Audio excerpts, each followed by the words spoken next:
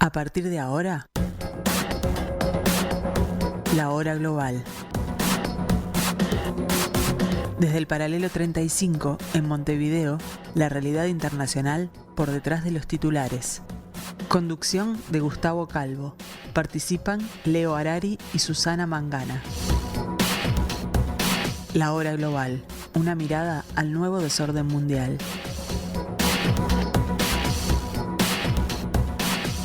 Muy buenas tardes, amigos, bienvenidos a este martes 26 de julio del año 2022, bienvenidos a la hora global, a este pedacito de la programación de Radio Mundo en el 1170M de vuestro dial, aquí en el paralelo 35.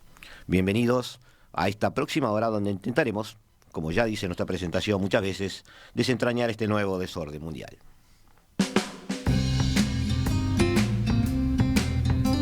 ...150 días de la guerra.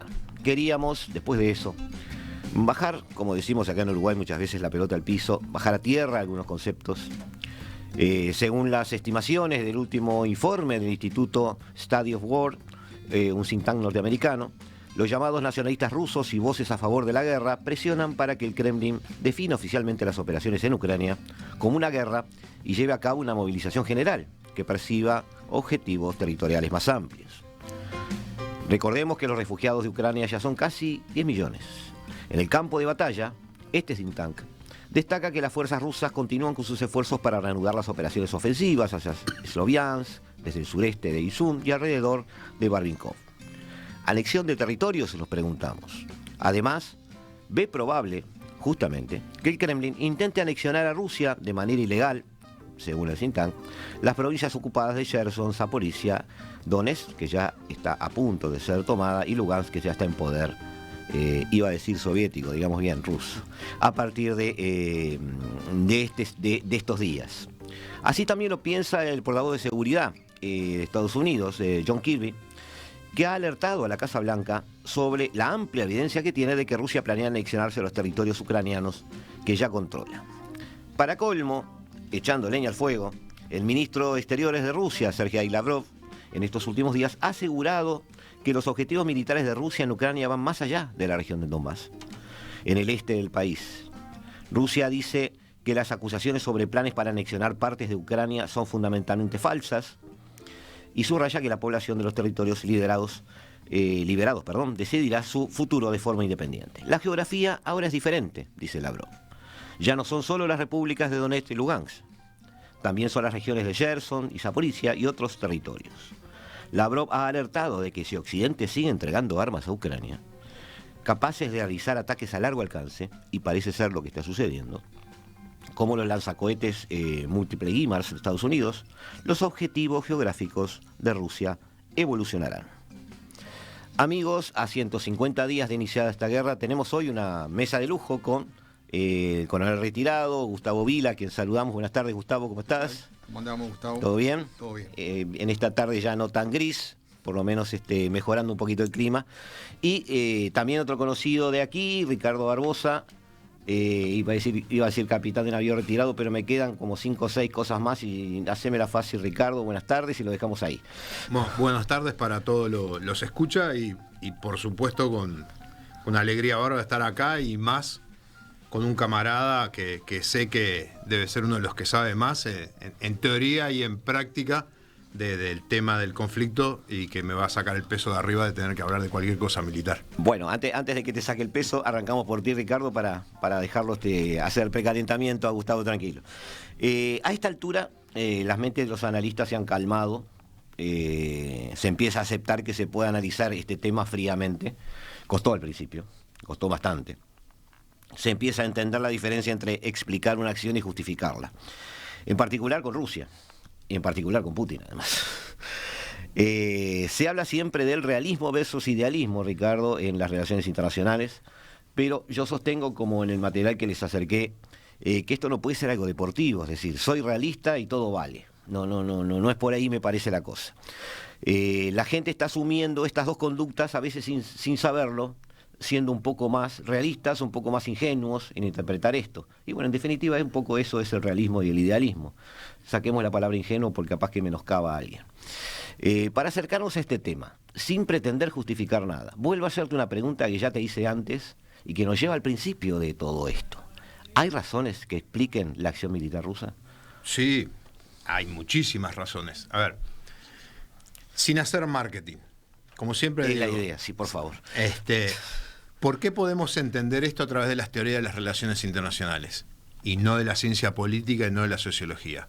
Porque en teoría de las relaciones internacionales, en geopolítica, lo que nos gusta hablar acá, manejamos dos conceptos, que son el poder y los intereses. Si fuera un cuerpo humano, imagínense en que el poder es la sangre arterial y los intereses en la sangre venosa. ¿Dónde cambia? Adentro del corazón. Y adentro del corazón, ¿qué tienen? Los componentes del poder nacional, que el coronel Vila los tiene bien claro, que son el aspecto militar, político, económico, científico, tecnológico y psicosocial. Y el cerebro es la estrategia, es el que decide.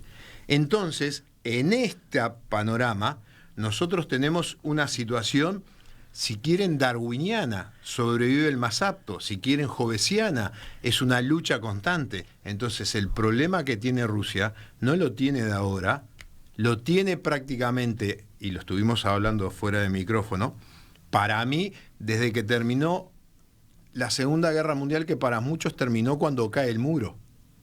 Que el fin de la Segunda Guerra Mundial, como muchos dicen que fue en el 45, fue una etapa, y del 45 al 89 hubo otra etapa. Lo que cambió fue el enemigo, que en un momento era aliado. ¿Por qué digo esto? Porque cuando nosotros estuvimos hablando de Sir Harold Mackinder en 1900 o Spingman en la década del 40, fueron dos geopolíticos que le dieron insumos al mundo anglosajón y lo toman mucho los americanos porque pueden aplicarlo. Los ingleses lo utilizan pero no tienen el poder para aplicarlo. Y la gran pelea que plantea ahí es que el que controla el centro del mundo, que es la parte de Eurasia, controla el mundo. Estados Unidos queda fuera de esa posibilidad de control. Y como potencia marítima tendría que invadir con un esfuerzo brutal. Ese es Spingman. Establezcamos el cerco.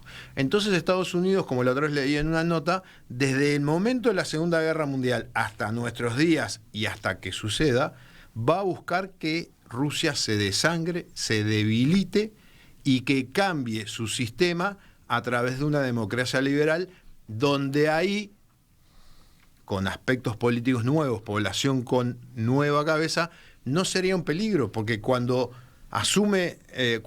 cae la Unión Soviética y se habló de democracia en la nueva Rusia, los tres primeros, uno había bombardeado el Parlamento, el otro era un comunista acérrimo y el otro buscaba restaurar el poder de la Unión Soviética. Y la lógica política del mando y del poder ruso es el autoritarismo y expandirse para protegerse o expandirse para tener más recursos. Entonces, esa pelea es eterna. Y obviamente que Estados Unidos, si no aprovecha esta oportunidad, como la aprovechó, como leíamos en una conferencia, pues acá Gustavo nos manda deberes, nos manda cosas para estudiar. Deberes no. Un disertante de Relaciones Internacionales, gran referente hoy en Estados Unidos, Merkheimer, hablaba de que sí, que Rusia entró a la guerra por el avance de la OTAN, pero la OTAN no es la Unión Europea. La OTAN es Estados Unidos con aspectos militares de la Unión Europea. Y la lógica era seguir avanzando y provocando a Rusia. Rusia entró en la guerra porque decidió entrar. Podría haber seguido en vamos a decir, en este Vietnam no declarado que era Ucrania desde prácticamente el 2014, porque los que más o menos estamos en el tema sabemos los entrenamientos que hubo del ejército ucraniano en el lado europeo, el abastecimiento de armas, pim, pum, pam, pim, pum, pam. El Euromaidán fue un golpe de Estado. Cada cual le puede poner el título que quiere, pero lo que... Te hago la pregunta cortita, perdona que te interrumpa, porque el otro día encontré la transcripción de de la conversación telefónica que se filtró de la encargada de seguridad norteamericana con el embajador norteamericano en Ucrania, que termina diciendo "fuck Europe" o algo así, donde metían y sacaban nombres del gobierno ucraniano a diestra y siniestra, en pleno Euromaidán. A ver, no hay duda. Como siempre digo, página 198, choque de civilizaciones. Ucrania dividido en dos. Huntington, gran referente de la Segunda Guerra Mundial hasta la década del 2000 de los Estados Unidos. Entonces, ya él planteaba ese problema en Ucrania. Ahora, yo te puedo poner del otro lado de la moneda. ¿Qué hacía la población con un presidente que le había prometido entrar en la Unión Europea y de golpe y porrazo fue a hacer un tratado con Rusia? Claro. Que haya sido un golpe de Estado, puede ser. Que el presidente renunció al Parlamento y el mismo Parlamento que estaba elegido anteriormente del problema siguió y decidió todo el proceso electoral para llamar a elecciones. Sí. Entonces, para algunos es golpe de Estado, para otros no es golpe de Estado, para algunos es que Rusia rompió los acuerdos de que Ucrania entregó las bombas atómicas que tenía, porque si no las hubiera entregado yo no sé si invadía. Sí, esa discusión me parece un poco bizantina porque entregar las tenía que entregar dada la situación histórica del momento. Pero a contrapartida hubo un acuerdo de claro, respeto de límites. Exacto. Está bien. Hay un problema, es que estamos teniendo el problema de empezar a citar de un lado y de otro acuerdos incumplidos y estamos cayendo en esa trampita porque Putin te puede hablar de los acuerdos de Minsk. No hay duda. No hay duda. Y en definitiva, cuando se toman las decisiones, no se toman pensando en eso. No. Volvemos a intereses. Claro, debemos ser realistas, porque eso no está sobre la mesa. Lo que está sobre la mesa de repente es un vaso de whisky, un planiferio, los nombres de los comandantes que van a estar a cargo y cuáles son las decisiones políticas. Para no acaparar y para que el coronel ahora pueda hablar. voy a Gustavo, no te preocupes.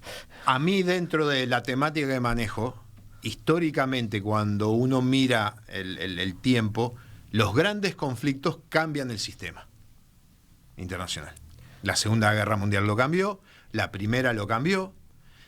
En el siglo XIX no pasaba eso porque más que nada había centros de poder que eran los imperios. No, pero lo que fueron grandes guerras mundiales antes sí lo cambiaron. La Primera Guerra Mundial lo cambió. Estoy yéndome más atrás, los 30 años, es decir, Westfalia fue después de un conflicto. Pero lo cambió en Europa más que nada. A partir de la Primera Guerra Mundial vos tenés ya repercusiones en todo el globo. Uh-huh. Y cada vez, al ser el proceso más integrador, esas repercusiones son más fuertes. Porque cuando empezó el conflicto de Ucrania, todos estábamos sentados acá en pleno febrero con los piecitos en el lago, en la playa, y a la semana viene el vecino y me dice: vos, Ricardo, ¿sabés qué? No consigo más perfiles de aluminio, porque la principal fábrica está en Ucrania. Vos, no vamos a conseguir fertilizantes porque vienen de Rusia. Vos, tal cosa porque una parte de las 15 partes que arman el producto se hace justo en Ucrania y de ahí quedó cortado. Entonces, los procesos de globalización, de integración, lo que hace es que cuando vos apretás un lugar, tiene más repercusión. Por eso, para el tema de Ucrania, para mí ha cambiado el sistema internacional de cómo lo veíamos después de la caída de la Unión Soviética, que era los años locos, los años 20, que era todo alegría, disfrute, paseo, viaje, remeras de... Lo dejamos ahí, profundizamos. Déjalo ahí. Gustavo, ¿viste cuando te hablan de una serie y te dicen, bueno, te voy a hacer un análisis de la serie, pero no voy a spoilear? Yo no creí que eso fuera posible, hasta que vi sobre 2 o 3 series que eso es posible. Es decir, te pueden hablar de cómo es la serie, de las cosas que suceden y no spoilearte. Desde el punto de vista militar, yo te voy a pedir que hagamos algo similar. Es decir, no entremos en los modelos de los misiles que se están usando, porque yo ya aprendí, sin ser militar, de que eso no define la guerra. Pero sí entremos en conceptos militares. Desde el punto de vista militar, esta acción, esto no se inició de la nada. Ya existía una conflictividad previa. Se hablaba de bombardeos del área de Donbass desde 2014, son 8 años, ¿no? Una respuesta rusa acotada a modo de muestra de poder, ¿no era algo previsible militarmente? Sí. A ver, yo un poco concuerdo con Ricardo en el sentido de que las relaciones internacionales, o sea, son las relaciones entre los estados en términos de poder. Morgenthau puro. Sí. Se me podrá decir, pero no capaz que uno tenés un criterio un poquito belicista, pero yo creo que el poder permea las relaciones entre los estados. Y a ver, la lógica de los estados es dirigida por el interés nacional. Punto. Punto. No hay moral o inmoral. O sea, no existe la moralidad. Es la lógica del interés nacional. Y a ver, el primer interés de un Estado, si un Estado fuese como de las personas, es sentirse seguros. La seguridad, sabemos que había un ministro que decía que era un tema térmico. Bueno, es algo subjetivo. Es algo subjetivo. Tú te puedes sentir seguro en Ciudad de México y sentirte inseguro en Montevideo. Yo me puedo sentir inseguro en Montevideo y sentirme seguro en Ciudad de México. Es algo totalmente subjetivo. Pero sin lugar a dudas, en la medida que tú seas un global player, o sea, y porque las relaciones interetáticas se manejan con la lógica del poder, si tus intereses nacionales tú los percibís como amenazados, vas a reaccionar en consecuencia. Y bueno, y la guerra, creo que es importante tener en claro, la guerra es un instrumento de la política, está al servicio de la política. La guerra no es un ente autónomo, los estados no van a la guerra porque tienen ganas de pelearse, van a la guerra para cumplir un objetivo político, el cual justamente esos ejércitos, del cual ese objetivo político, los ejércitos deducen el objetivo militar. Y bueno, dicho esto, obviamente hoy Rusia, antes Unión Soviética, antes Rusia zarista, históricamente percibió su frontera oeste, que es una gran avenida, la llanura europea, como una zona a defender, a preservar. Eso te quería preguntar. Los europeos insisten, no ahora en la guerra, ya desde antes de la guerra, de ver o percibir o manejar el concepto de la OTAN como una alianza defensiva. ¿Puede alguien sentirse, cómo puedo decir, puede alguien sentirse amenazado por una alianza defensiva? A ver. Sos libre de decir lo que quieras. El ratón Pérez no existe. Vamos a entendernos. La OTAN, en sus orígenes, puede haber sido una alianza defensiva. Aclaremos, la OTAN se creó en el 48 y el Pacto de Varsovia es posterior. Primera cosa. Segunda cosa. La Unión Soviética y su bloque de estados afines implosiona en el periodo que va entre 1989 y 1991. Uh-huh. O sea que si es por un tema de defensa, tal vez después del 91, la OTAN como que hubiera perdido el sentido, porque el tema era, justamente como había dicho Truman en su discurso, defender al mundo libre de la amenaza comunista. Ahora, la OTAN terminó peleando guerras en Afganistán. Entonces, yo creo que la OTAN se fue reconvirtiendo en función de los intereses. La OTAN es una herramienta militar y obviamente lo militar está al servicio de lo político. Y la mejor forma de interpretarla es no agregarle adjetivos. Es una herramienta militar, punto. Desde mi óptica, sí. O sea, la uso como herramienta militar, punto. No entro en defensivo, ofensivo ni nada, porque en realidad ya eso la define.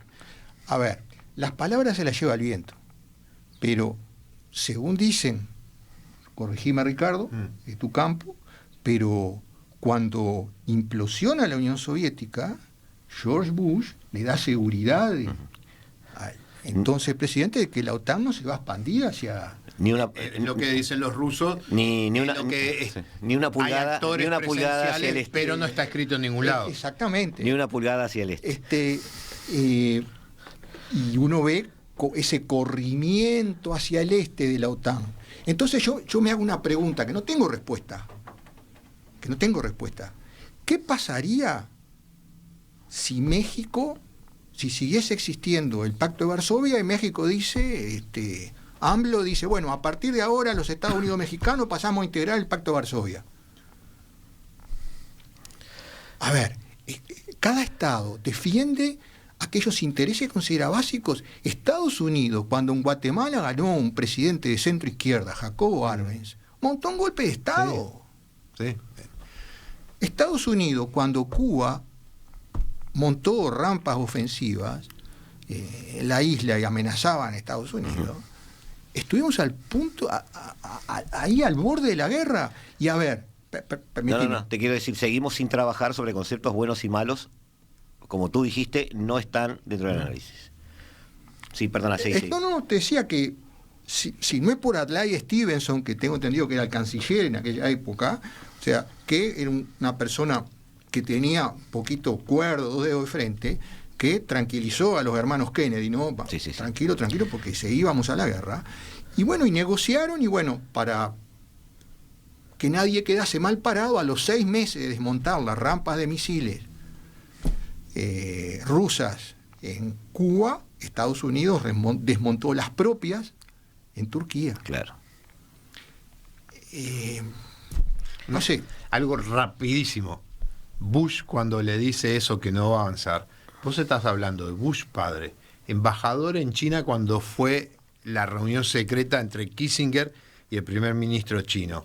8 años jefe de la CIA, Sí. 8 años vicepresidente y 4 años presidente. Primer presidente occidental en conseguir una coalición árabe contra un país árabe, contra Hussein.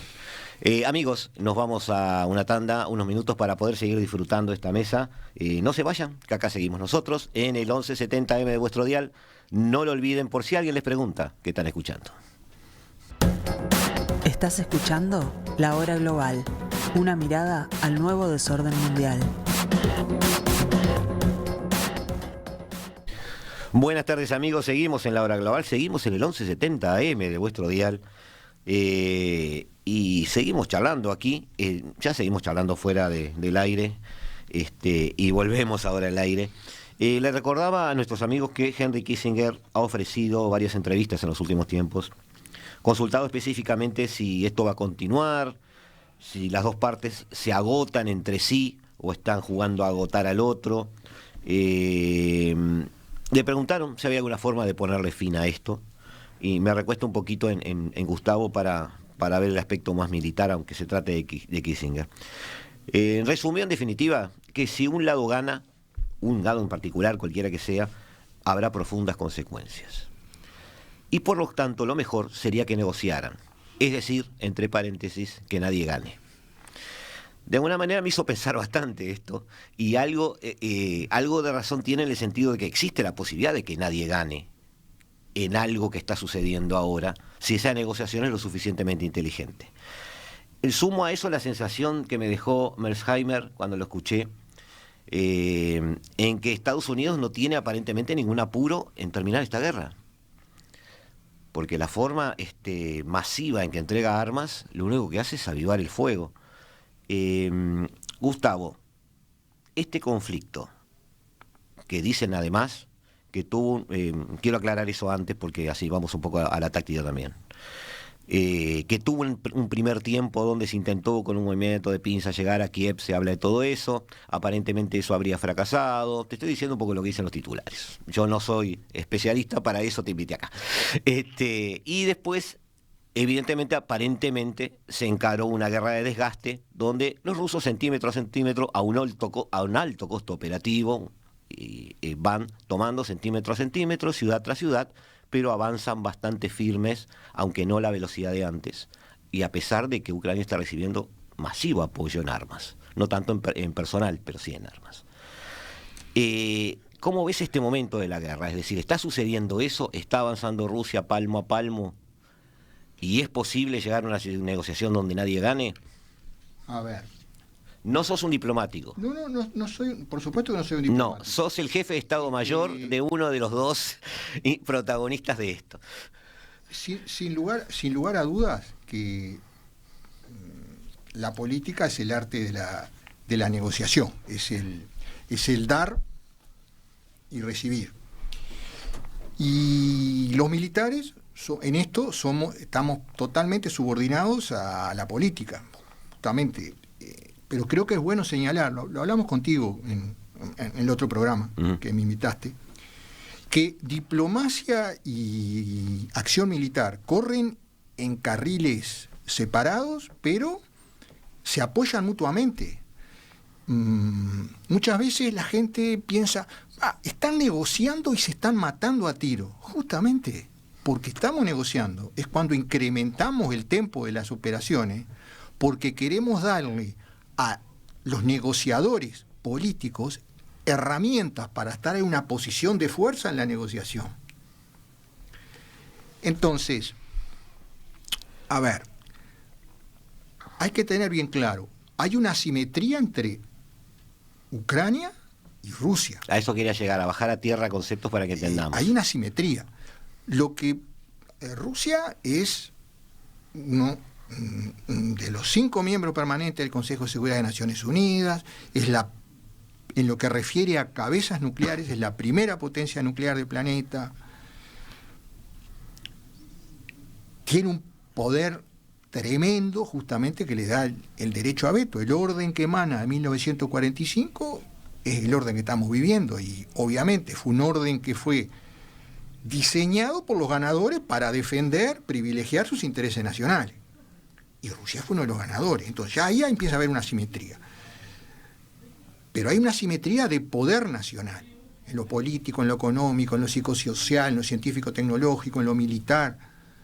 Es muy superior Rusia. Entonces, lo que para Rusia es una guerra limitada, porque muy hábilmente Putin trata de pelear esta guerra sin involucrar a la Duma, sin involucrar al Parlamento, una operación especial es esto. Más o menos, ojo, vamos a no tomar a Sombrol, es como Estados Unidos condujo la guerra de Vietnam, cual no la manejó el presidente. O sea, con órdenes operativas y fuera de Congreso. Exacto. Pero para Ucrania es una guerra total, porque es una guerra en la cual está en riesgo la soberanía, la existencia del Estado. Ahora, ¿cuál es la ventaja? ¿Cuál es lo resaltable?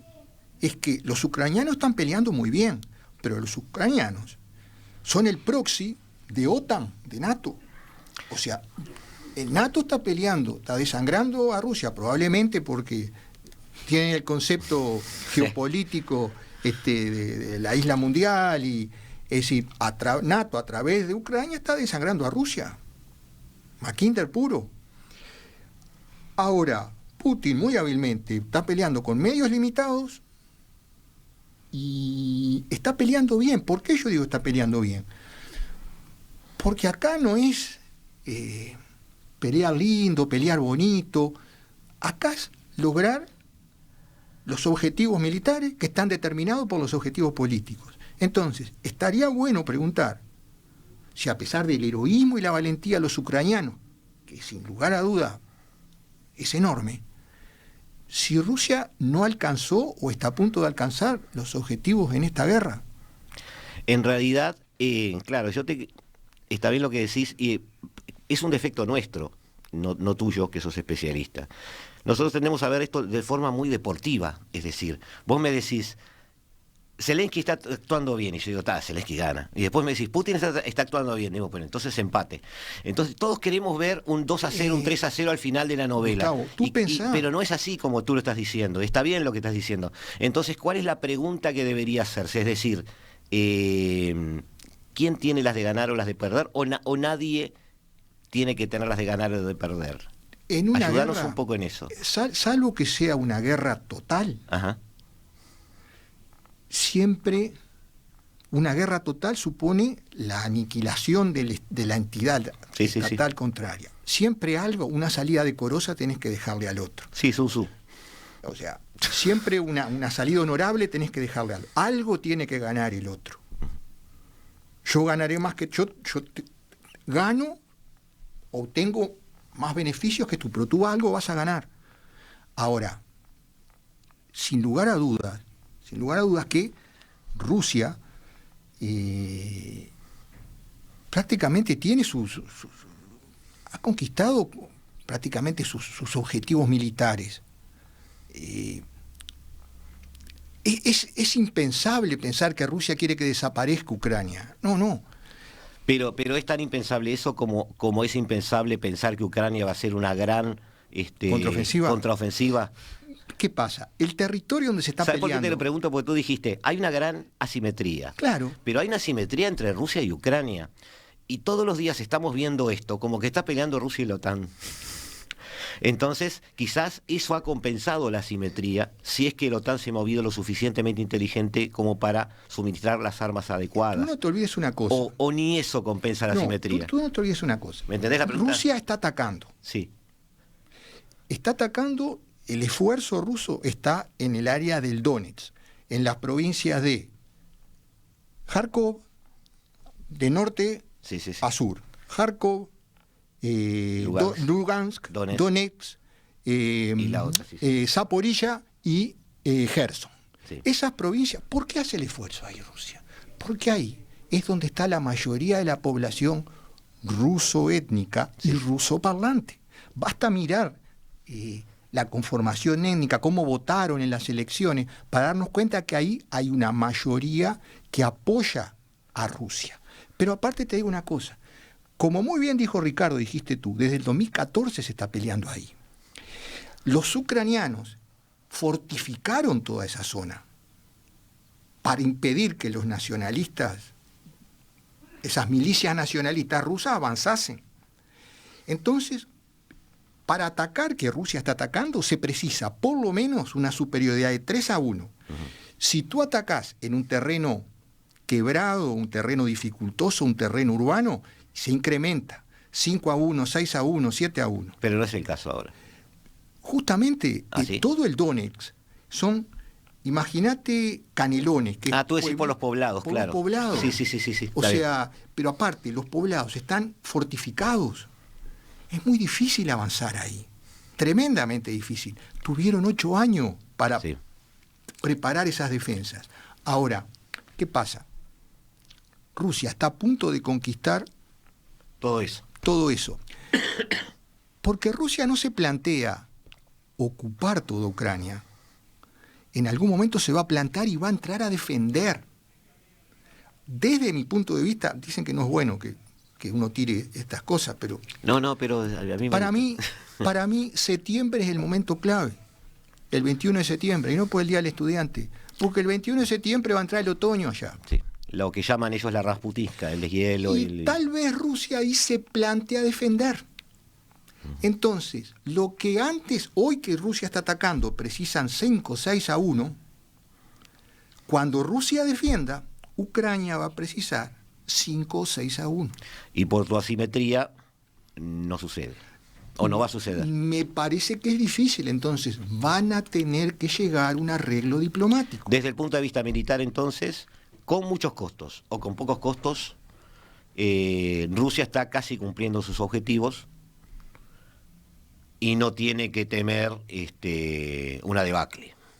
Desde el punto de vista militar. Yo pienso que no tiene por qué temer una debacle. Tal vez en ese ceder, no arrebatarte todo, tal vez Rusia en la provincia, en el Oblast, la provincia de Gerson, repliegue hacia el otro lado del Dniester. Claro, y ahí del cede. Dniepr. Y ahí cede. Ahí cede.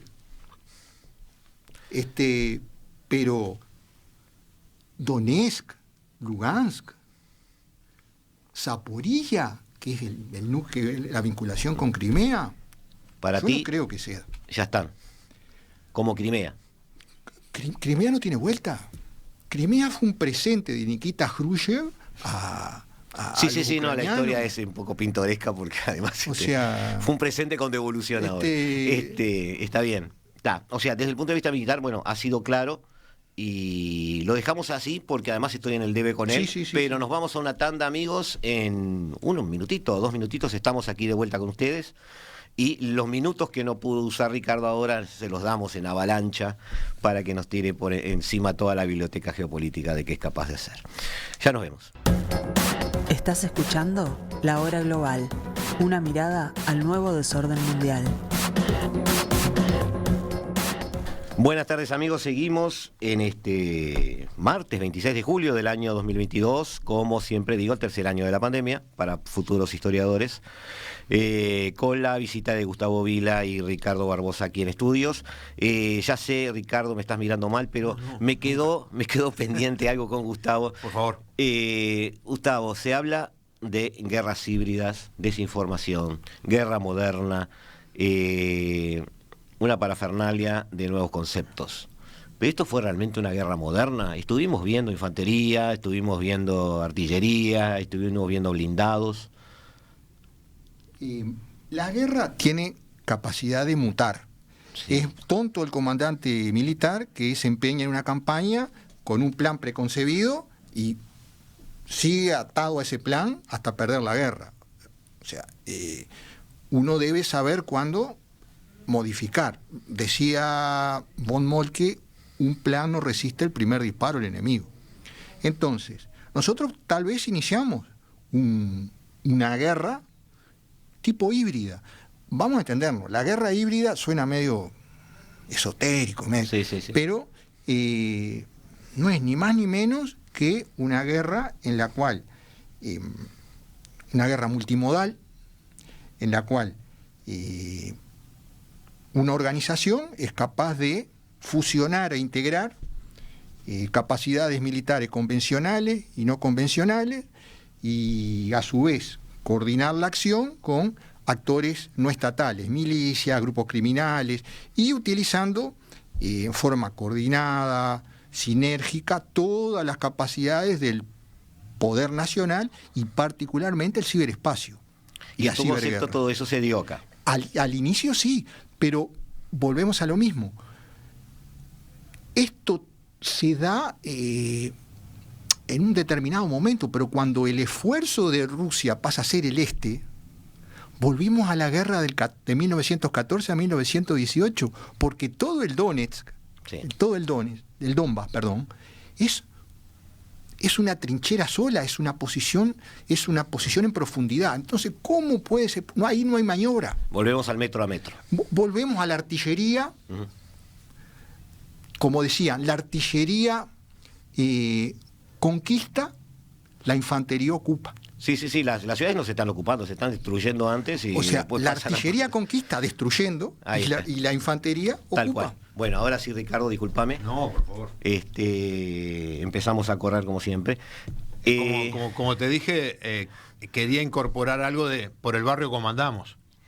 Con el barrio comandamos, antes del barrio, un segundito. Esto de Europa no va a tener giros sorpresivos. No. Se está más o menos yendo a lo que tú estás viendo que se iba a ir. Sí, a ver. Un concepto genérico, nada más. Lo estuvimos hablando afuera de micrófono. El domingo dieron la película Las horas más oscuras. Sí. Recomendable para el que quiera verla, que la vea y que la compare con lo que pasa ahora. Gustavo estuvo hablando de un montón de situaciones, vos le planteaste otras, vos sabés bien de que ya se anda hablando, y volvamos a la historia, como se habla en relaciones internacionales, soluciones del conflicto. Una Finlandia, te dejo esto, pero no me ocupas de aquello. En vez de un paralelo, un meridiano, de acá cese el fuego o guerra de guerrillas en forma permanente. Para Europa lo que ha pasado, y esto es lo que estábamos hablando de los fenómenos de globalización o de integración de toda la economía a nivel mundial, es que las guerras cambian los sistemas políticos, económicos y de relacionamiento. Esta guerra lo que ha quebrado fue, como decíamos, esos años locos. El mundo es el bipolar, que muchos dicen que ahora hay muchas polaridades. Para mí están completamente errados porque un polo atrae. Sí, está bien. La bipolaridad era o estabas con Estados Unidos o estabas con la Unión Soviética. ¿En qué plano? Político, social, económico, filosófico. Hoy eso no existe. Porque el modelo es casi igual. Claro. Lo que cambia en el modelo es cómo gobernás. Si sos más liberal o más autoritario. Y lo que está sucediendo ahora es que hay muchos centros de poder. Y cada estado se está arrimando al que considera más poderoso. La India es un referente, obviamente China es otro referente, la Unión Europea es otro referente, Estados Unidos con la Unión Europea o Estados Unidos solo, el Pacífico tiene otros referentes. O sea, hay varios referentes. Hoy hablábamos de Turquía.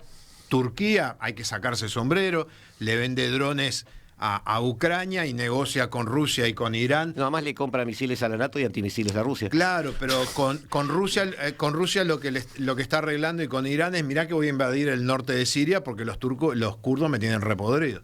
O sea, hay que sacarse el sombrero, como lo hablamos. Erdogan en un discurso dijo la provincia palestina, o sea que es toda Siria. Tienen que volver Siria a ser de los turcos. Entonces, esos agrupamientos es más de lo mismo en la historia. Nosotros, acá en el barrio, cuando nacimos con el Mercosur famoso, en realidad nacimos porque el tren se iba y nos dejaba y no había estación que hubiera acaso. Porque... Estás hablando del Mercosur. Estoy hablando del Mercosur. Sí, era un acuerdo argentino-brasileño. El acuerdo era... Tomamos el avión para estar en el mismo lobby del hotel. El antecedente es en el año 14 para frenar la toma de la doctrina Monroe por Roosevelt entre Argentina, Brasil y Chile. Argentina, Brasil y Chile se plantea algo en el 14. Y después Perón lo vuelve a plantear como una plataforma económica, que yo traje una frase que él dijo en ese momento, dice: de no actuar con audacia este primer cuarto del siglo XXI, no puede sorprender otro dilema como naciones inviables o realizables. O sea, o había proceso de integración o se enfrentaban a un siglo XXI aislados y separados. Y Brasil invita a Argentina para hacer un acuerdo para enfrentarse a los bloques económicos. Que era un acuerdo de complementación, más que de integración. Con 4 amenazas, como bien industrial, el coronel Vila, Gustavo lo mencionó, el tema de las amenazas. Y planteaba 4 amenazas: drogas, trata de personas, recursos estratégicos y enfrentarse a bloques económicos. Argentina y Brasil. Uruguay estaba afuera, Paraguay estaba afuera. ¿Por qué voy a todo esto? Porque en el barrio hace poco tuvimos una reunión, donde de los 4 integrantes del barrio que se fueron a tomar una grapita al boliche de la esquina, hay 2 que están en un lado y 2 que están en el otro.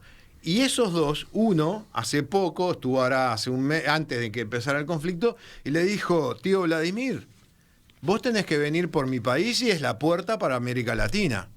¡Pum!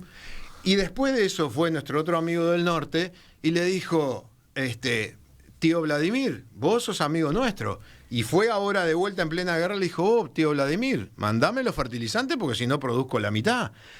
¿Qué es lo que pasa? 3 de los 4, perdón, que integran este vecindario, el principal comprador y vendedor es China. ¿A qué voy con esto?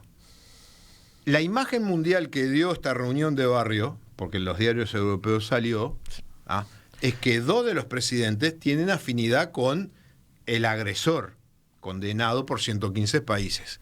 Pero a su vez salió en las noticias que no dejaron hablar al presidente del país agredido, que hoy el presidente nuestro estuvo hablando, que supongo que va a salir en las noticias. ¿Qué voy con todo esto? Estamos integrados al mundo. Sí. Y lo que pasa acá también, y el famoso TLC de China, de repente el tío, ¿cómo se llama? El primer ministro, el presidente chino, Xi Jinping. el tío Xi Jinping agarra y le dice: Alberto, mirá que yo soy tu primer comprador. Mesías, mirá que yo soy tu primer comprador. Bueno, sí, no, papá. Llama al tío Vladimir: tío Vladimir, pegale un telefonazo a aquellos 2 para que se dejen de jorobar y vamos a hacer uno todo integrado y capaz que sale. Porque sucede también eso en el mundo y no escapa, no es algo ficticio, sucede esas llamadas telefónicas. ¿Y por qué quería traer esto? Porque nosotros estamos hablando todo el conflicto, sistema, cómo cambia, todo, pero nosotros formamos parte de un sistema. Sí, formamos parte de un sistema. Entonces no podemos mirar para el costado. O quizás de más de uno. O quizás de más de uno. En este nuevo orden que hay, vamos a hacerte caso de que son muchos centros, bueno, quizás más de uno. Porque, por ejemplo, como tú decís, China es nuestro primer comprador. Sí. Pero nosotros tenemos firmado, integramos y todos los años hacemos maniobras en un TIAR, por ejemplo. No hay duda. Pero a ver. Entonces, estamos en más de un sistema. Sistema internacional, un objeto complejo cuyas partes componentes se relacionan con al menos alguno de los demás componentes.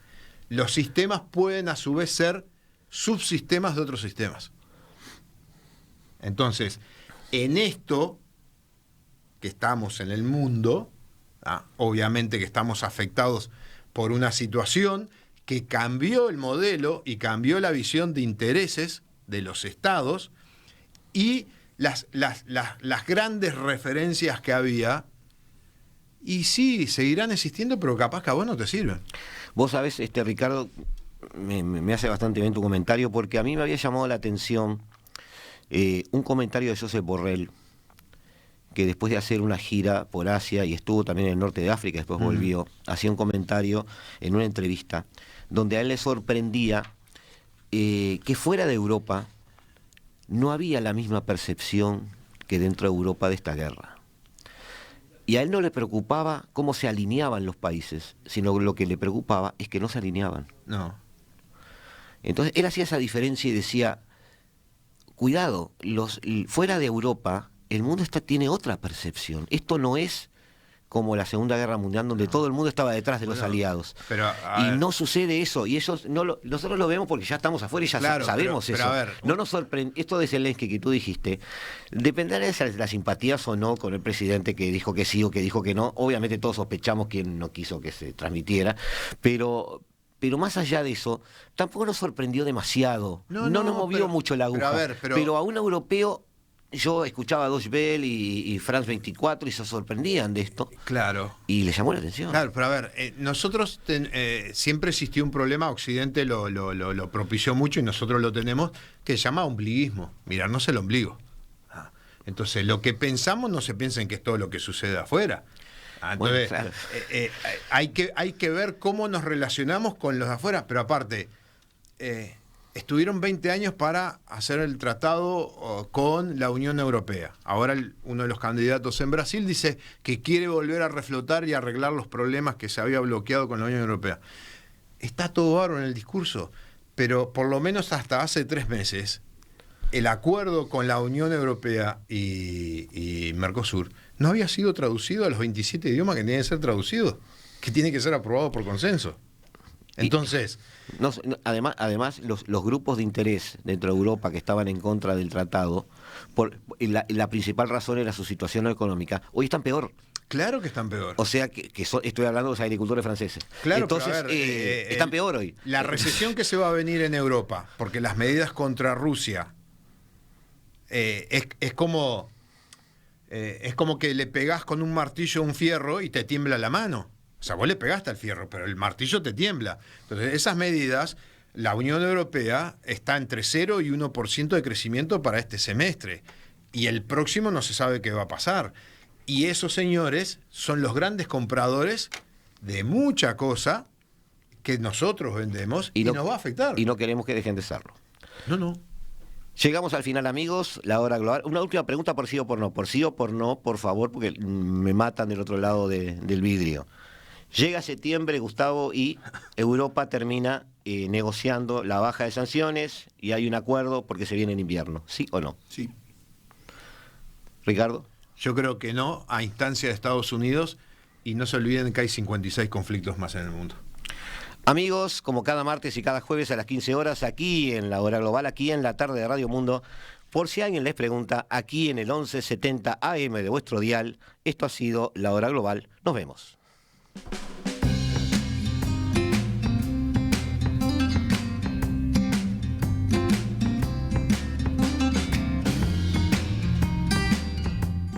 La Hora Global, martes y jueves a las 15 horas.